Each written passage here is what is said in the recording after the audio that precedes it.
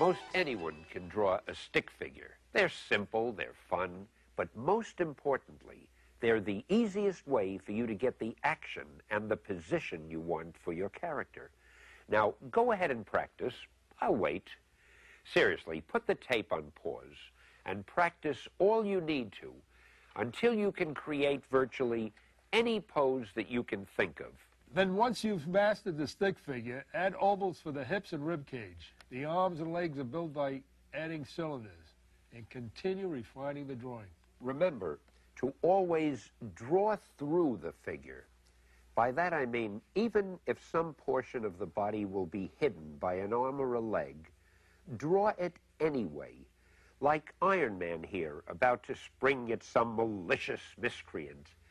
You can eliminate what you've drawn later when you add the limb which will conceal it, but you'll be certain that every part of the anatomy is in just the right position. When you've finished filling in the details, you erase the construction lines which have been drawn through, and the result should look something like this final figure of Old Shellhead. Yeah, it should, if you're John Buscema. But don't worry, you'll get it with enough practice. Remember, if it was easy, everyone would be doing it. Now, here's another example. This time, we've started with a stick figure in a typical Spider-Man pose. Notice the way his left knee is bending towards you.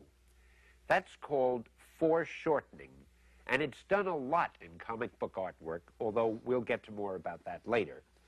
As you can see, it's done mostly with basic cylinder shapes. Add those loose little lines until the figure starts to take shape.